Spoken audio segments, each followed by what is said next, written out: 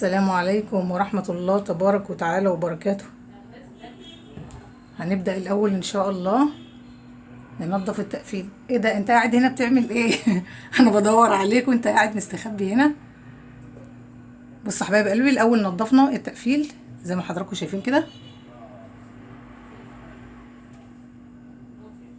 أنا مش عارفة أجيب لكم الضرفة كلها اهيت، أشيل لكم كمان الدبدوب. نظف التقفيل كده زي ما انتوا شايفين كده، ونبدأ نشوف هنعمل ايه. الحاجات دي يا ماما، دي يا حبيبة قلبي زينة بقى بتسألنا حبايب قلبي، دي طبعا توابل بتاعتنا اهيت. في شاي وفي شعرية، في ملح، في فلفل اسود، في ليمون لومي اللي هو المجفف، في نشا، دي شعرية برضو، في هنا بيكنج باودر، في محسن كيك. بص يا حبايب قلبي، في خل، في دريم، في ينسون، في كمون، كزبرة طبعا، فول، رز، سكر. ده يا حبايبي قرنفل اللي في الطبق الازرق ده، في كريم باستري الابيض، في عدس اصفر، في كمان شوفان اهو يا حبيبه قلبي. الدنيا طبعا مبهدله كده زي ما حضراتكم شايفين. دلوقتي هننضف مع بعض ان شاء الله التقفيل، ونشوف هنحط التوابل دي في ايه والحاجات اللي معانا دي كلها. تابعوا معايا الفيديو الاخر يا حبايب قلبي. طب انا هقول لكم على حاجه، انا طبعا مش هقدر اقف كده، انا رجلي وجعتني وظهري بصراحه. اعملوا لي لايك، شجعوني يا حبايب قلبي، اخواتي وبناتي. انا دلوقتي هطلع اقعد بره في الصاله بصراحه، واجيب كل الحاجه دي قدامي وابدا اعملها ان شاء الله. بصوا بقى يا حبايب قلبي، انا خلاص الحمد لله قعدت على الارض اهو، لان انا مش قادره بصراحه. جبت معايا الحاجات بتاعتي اللي هعبي فيها التوابل، وادي التوابل بتاعتي اهي، اهيت الناحيه ده اهي. نشوف ايه احنا هنعمل ايه ان شاء الله.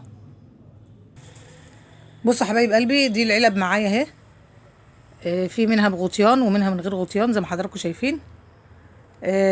العلب دي برضو انا مرضتش ارميها. هي كانت بتستخدم لحاجات تجميليه، وانا غسلتها ونضفتها كويس وبدات ان انا استخدمها. هنشوف هنحط فيها إيه ان شاء الله. ودي العلب اهيت، كانت جايه من ايكيا، ودي علب جميله برضو. دي كانت بلاستيك كده، انا كنت عامله عليهم فيديو. ودي التوابل اللي حضرتك عارفينها كلكم اهيت. طبعا كل ده مغسول ومتنضف. بصراحه انا تعبت في الفيديو ده، عايزه منكم لايك كبير قوي قوي قوي علشان تشجعوني. والعلبه اللي هناك برضو الخضره ديت هنستخدمها في حاجه ان شاء الله باذن الله زي ما حضراتكم شايفين كده. ودي كانت علبه كريم فاضيه. نولهاني يا زينب قاعده معايا منوراني اهي. كانت علبه كريم فاضيه برضو غسلتها، وهنستخدمها ان شاء الله في حاجه مفيده باذن الله. نبدا نشوف هنعمل ايه ان شاء الله حبايب قلبي. العرايس يا ست البنات، انت واختي حبيبتي اللي بتتفرج عليا، اخواتي اصحاب القنوات اللي زيي. بصوا حبايب قلبي، فاكرين دول بتوع رمضان اللي منهم رز بسمتي وزعفران وزعتر وحبهان؟ دول هنبدا نحط الحاجه بتاعتنا وملح ونشا وسكر وكل حاجه اهو. وان شاء الله نلاقي الشاي دلوقتي عشان نبدا بيه باذن الله. وهنبدا ان شاء الله ان احنا نلزقهم على العلب اللي احنا هنعبيها باذن واحد احد. ماما هنبدا نعبي بقى الشاي ان شاء الله. فين الشاي زوبه؟ دي ايوه حبيبه قلبي، ده الشاي اهوت زي زوبه ما قالت. طيب خلي طلعيها يا زينب لو سمحتي على ما انا افضي الشاي. بصوا حبايب قلبي، الشاي بتاعنا اهو. ادي العلبه النظيفه اهي زي الفل بتاعت الشاي اهي اهي، والغطا بتاعها زي الفل اهو. نبدا ان شاء الله ان احنا نفضي الشاي بتاعنا.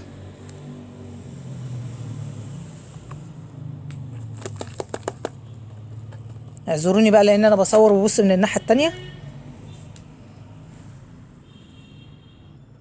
انا فضيت الشاي يا حبايب قلبي اهوت. هنسيب اللزقه دي زي ما هي، ونلزق من الناحيه دي كلمه شاي. بصوا حبايب قلبي، هي غلبتني بصراحه على ما طلعتها اهي. زينب بتقول لي هاتيها يا ماما انا اطلعها، قلت لها لا انا كمان بعرف اطلعها. بصي يا زوزو اهي، بصي يا اختي يا حبيبه قلبي ويا بنتي، ادي كلمه شاي اهي زي الفل زي ما حضرتك شايفه كده.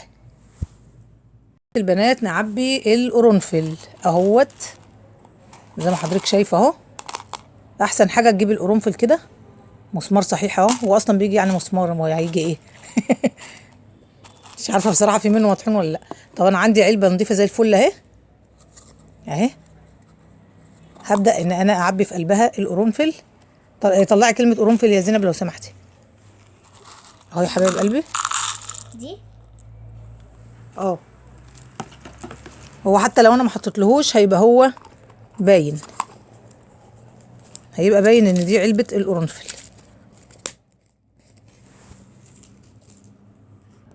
ودي يا حبيبه قلبي القرنفل. الواحد بيحتار يحطها في الجنب ولا يحطها فوق. نخليها فوق احسن اهي. وادي القرنفل بتاعنا. نبدا بقى نعبي معانا كمان العدس الاصفر اهوت. ده حوالي ربع كيلو حبايبي. اتاكدي ان العلبه ناشفه زي الفل اهي.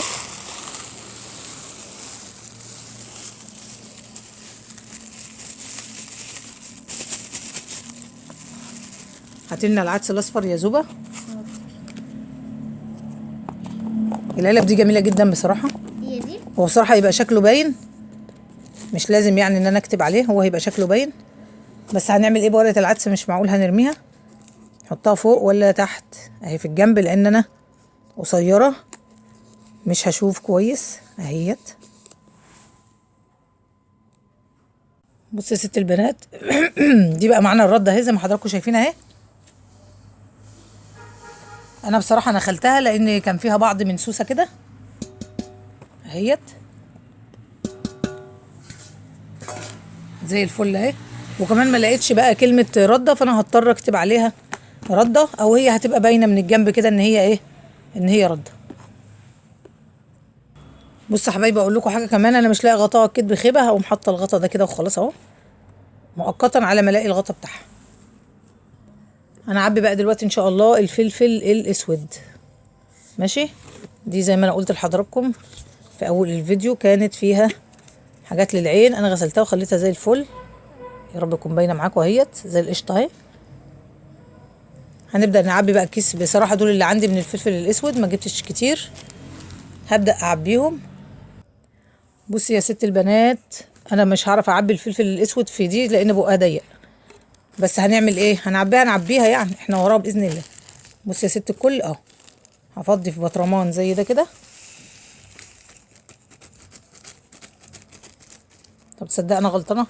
لا بصي بقى، هنفضي في طبق ازاز زي ده كده افضل اهو. وشوف هنعمل ايه. الورق اهو. بصوا يا حبايبي اللي احنا بنطلعه يا اما تفضي بقمع، انا مش متوفر عندي القمع دلوقتي. الورقه اللي احنا طلعناها من ظهر الكلام ده اللي بيبقى ملزوق ورا ده اهي. هقوم عاملاها تانية كده اهو اهوت. وجايبه الفلفل بتاعي زي ما حضراتكم شايفين كده اهو. وابدا افضيه كده. لو انت معاكي بقى قمع اعملي بيه، هيخلص لك على طول الموضوع ده كله. ماشي يا حبايب قلبي اهوت زي ما انتم شايفين كده. يا رب يكون واضح معاكم. او هعبي بمعلقه شوشو الصغنونه، معلقه شوشو بنت بنتي عيشه، لو ما عرفت هتسلخنا. بص يا حبايب قلبي، ربنا يستر وما نشوفش الفيديو ده اهو. بص يا حبايب قلبي اهوت. نعبي كده بالمعلقه زي ما قلت لكم اهو، عشان ما اطولش عليكم. هكملها تعبيه وارجع لكم باذن الله. بص يا ست البنات، اخر حبه فلفل اسمر اهمت هعملهم معاكي مع حضرتك اهمت. وادي كمان حبه صغيرين في قلب الطبق اهم برضو. ما تخليش اي حاجه بقى ايه، علشان تبقى ست بيتك مدبره كده وعسوله زي مامتك رحاب كده. ربنا يخلي لكم امهاتكم يا رب امين. بص يا ست الكل، وادي الغطا اهو محكم جدا اهوت. اقفليه بقى جامد اهو اهو. حتى لو عملت كده عمره ما ينزل حاجه اهو. هاتي يا زينب الفلفل الاسود، كلمه الفلفل الاسود. بسم الله الرحمن الرحيم. الحمد لله الذي هدانا لهذا وما كنا لنهتدي لولا أن هدانا الله. صدق الله العظيم تبارك وتعالى. اهي يا حبايب قلبي كده بقت الفلفل الأسمر، تتك عليها جامد قوي كده علشان ما تطلعش منك تاني. بقت زي الفل اهي. نركنها بقى ونشوف غيرها. هنعبي ايه بقى دلوقتي يا ست الكل؟ هنعبي البابريكا او الطماطم المجففه. مش عارفه بقى هي صح الطماطم المجففه ولا ايه، اللي يعرف منكم يقول لي في التعليقات. عادي بقى، دي ممكن تتفضى من الكيس عادي خالص اهو. نعمل له بوز بس كده ونقول بسم الله الرحمن الرحيم. الطبق ده عشان لو حاجه وقعت فيه تكون نعرف نلمها وما تتهدرش على الارض وايه، وما نعرفش نكسبها تاني. يا اخوانا حبايبي ابعدوا عن التظاهرات والبلاوي اللي عايزين يعملوها. بلدنا دي لو وقعت هتقع بينا كلنا، مش حد او حد لا. خلينا كده احنا كويسين بدل ما نتشرد زي اي دولة. ادي البابريكا، هاتي يا زوبة لو سمحتي البابريكا، ورقة البابريكا من معاكي. زوبة طبعا عمالة تلزقها على ايديها اهي يا حبايب قلبي. اهي لزقتها على ايديها وطلعت منها الايه اللزق اللي فيها اهي. تلزقها جامد كده علشان ما تفكش منك يا ست الكل. طبعا الفيديو دوت انا حبيت ابعد شويه عن الطبيخ بقى والوش بتاع الطبيخ. بصوا حبايب قلبي ده شوفان اهوت، برضو عاوزه ان انا انخله كده. بصوا علشان لو في سوسه او اي حاجه تنزل. وهجيب بقى بطرمان من اللي عندي دول، ممكن زي ده كده، علبه زي دي اهيت،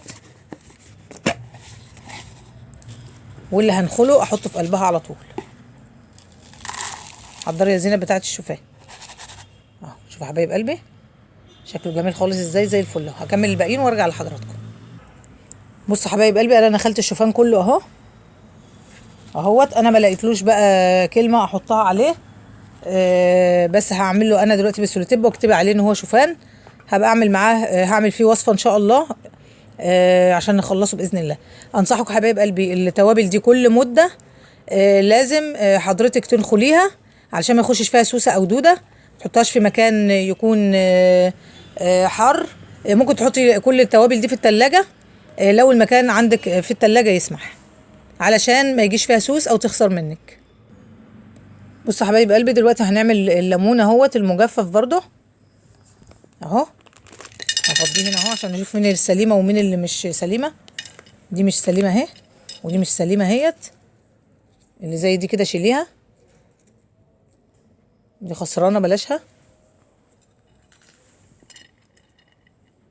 اهو يا حبايبي. باقيين سلام حلوين اهم. بص يا حبايبي هبدا اعبي بقى الليمون في علبه، اي علبه عندي اهي سمره زيهم اهي اهي. هي مش باينه معلش.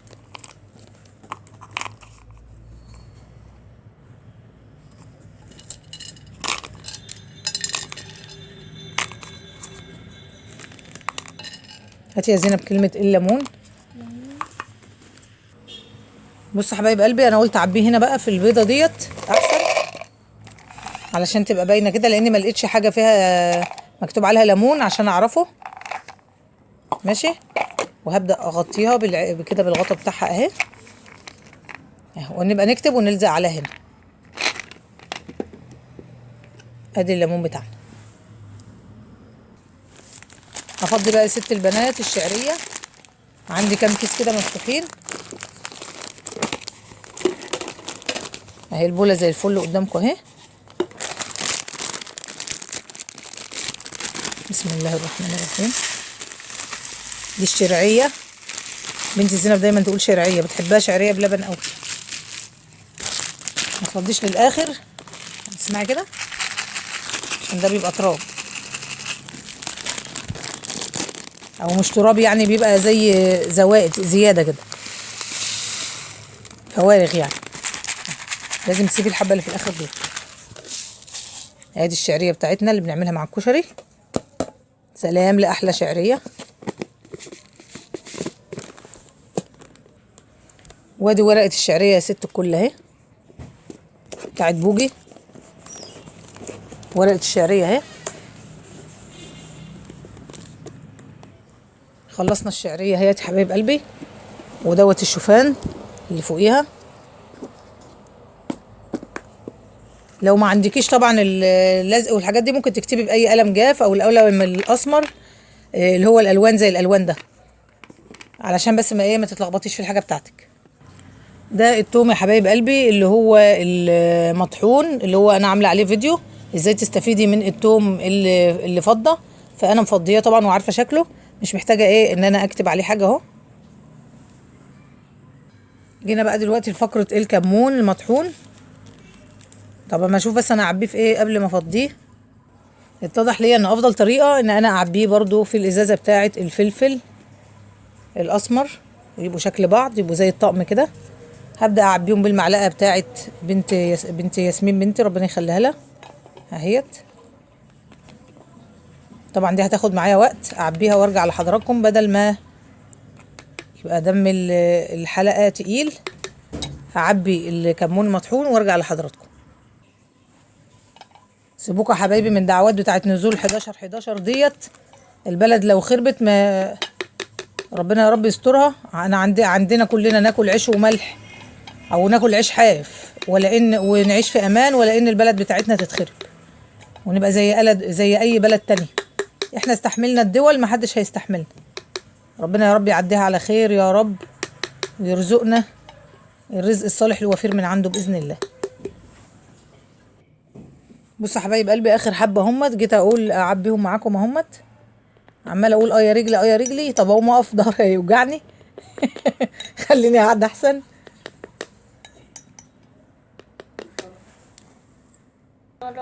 بصوا يا حبايب قلبي زينب عماله تقول يا رب بقى نخلص. انا خلصت اهو. نقفل بقى وندور على الاسم بتاعها. هي دي كانت ايه؟ فكروني كده. كانت كزبره. كانت كمون مطحون. ادي يا حبايب قلبي كلمه الكمون اهيت.